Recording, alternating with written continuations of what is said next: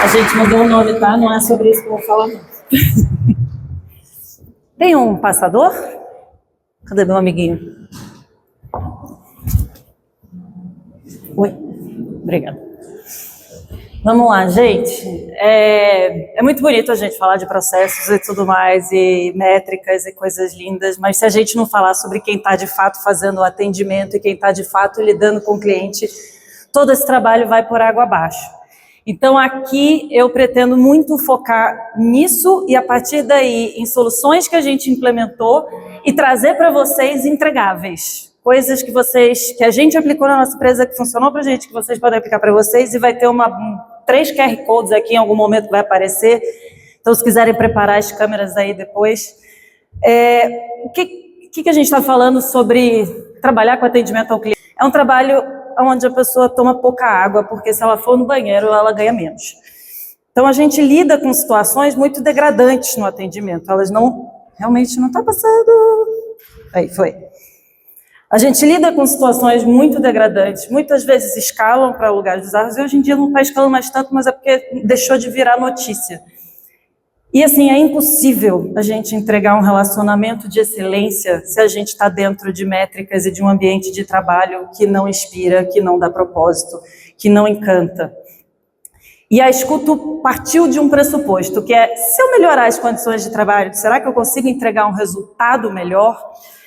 E aí, o que são boas condições de trabalho, né? Que ambiente de trabalho é esse que eu vou conseguir montar, que de fato poderia trazer um resultado melhor?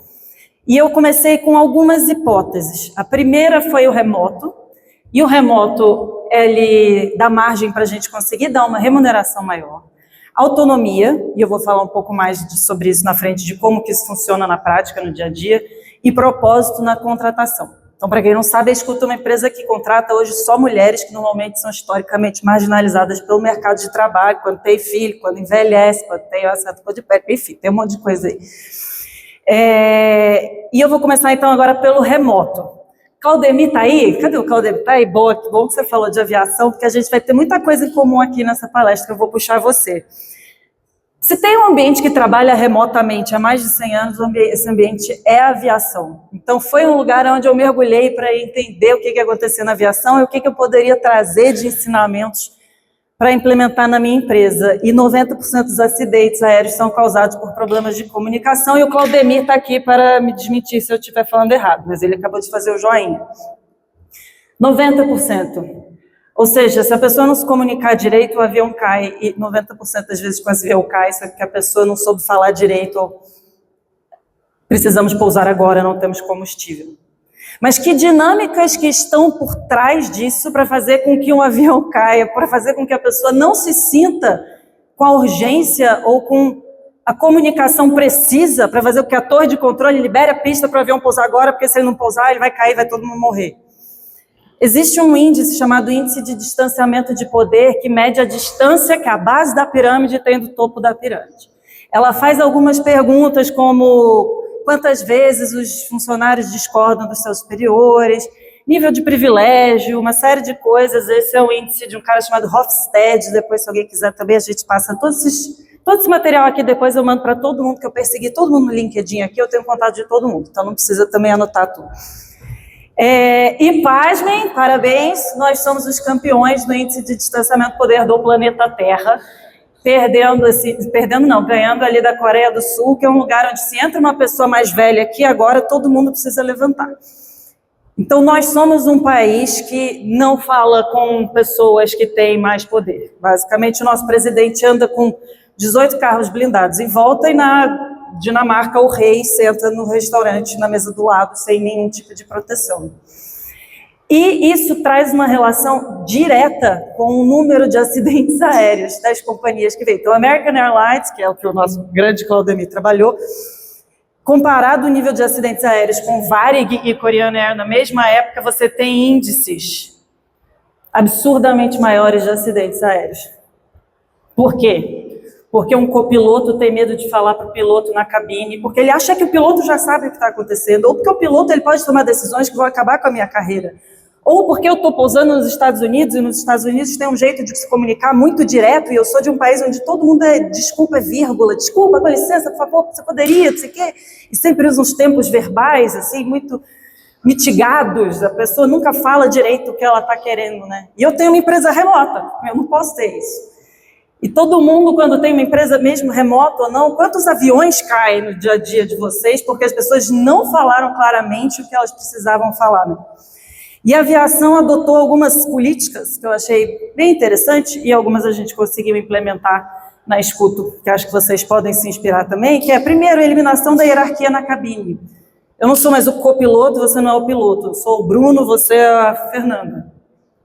No dia a dia, na minha empresa, a gestão ela não pode ficar no topo. A gestão ela tem que estar botando a mão na massa também. Então, a liderança ela precisa ter a capacidade de amanhã pegar uma operação se precisar. Ela precisa estar por dentro de tudo que está acontecendo no nível operacional, não no nível de dados. Ela precisa amanhã poder saber onde que ela loga, onde que ela clica, o que ela tem que fazer. Então, gestão não pode ficar distante da operação.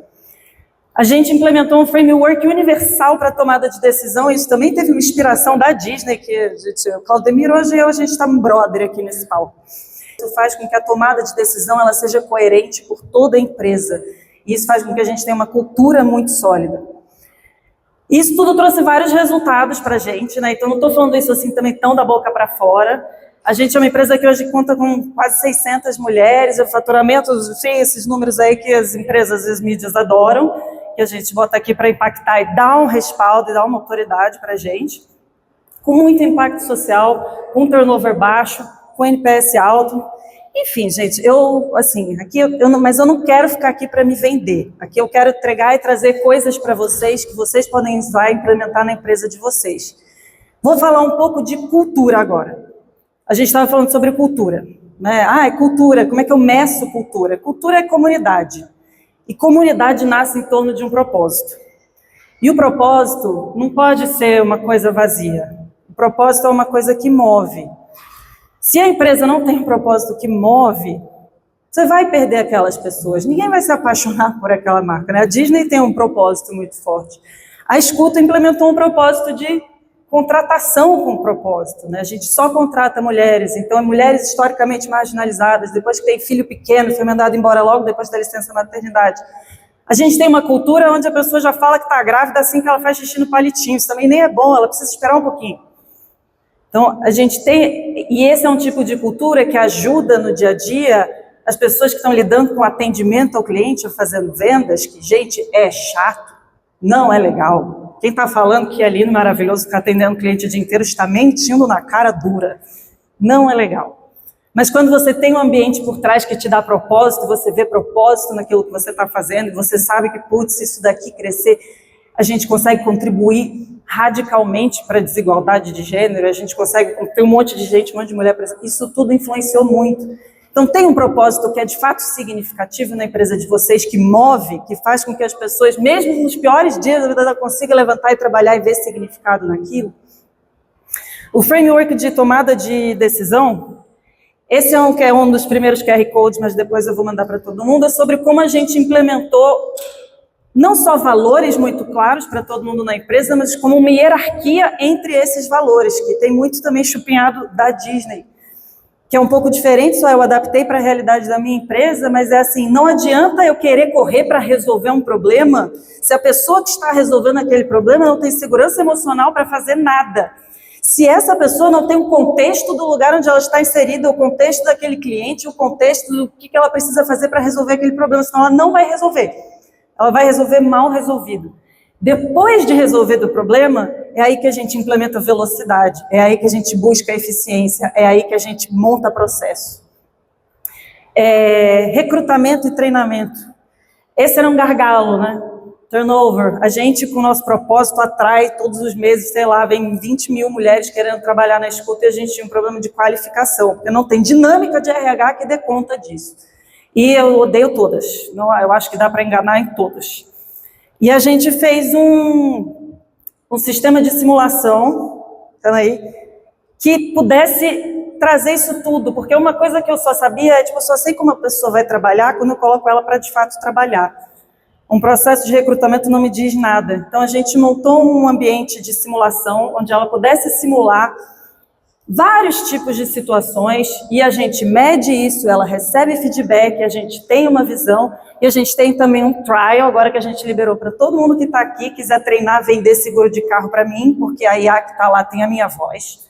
E eu coloquei ela bem mal-humorada, então é ótimo. Se alguém quiser treinar cold call e sentiu uma dificuldadezinha ali, é bom.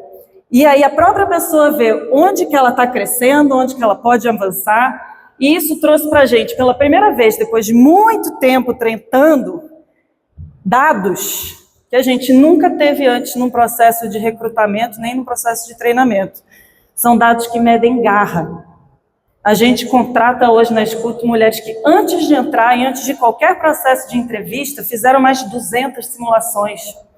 A gente vê crescimento, a gente vê que ela manda melhor em vendas do que em suporte, a gente vê que ela está mandando melhor em cold call, putz, essa daqui ela tem que colocar ali.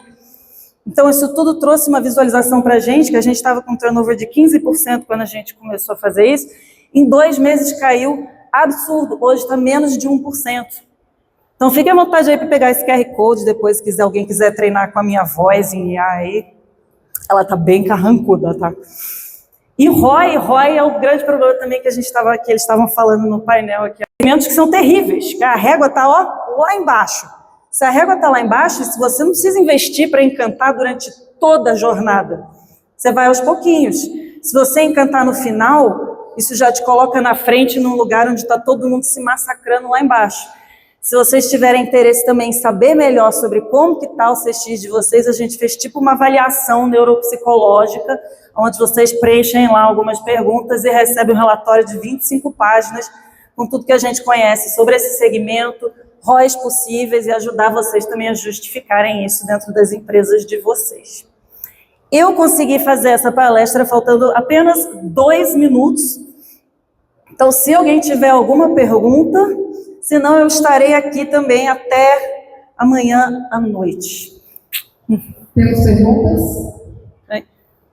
Me ajuda, gente, eu não enxergo.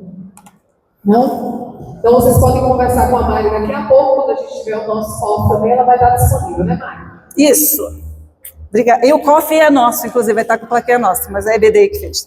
A gente vai estudar na aula.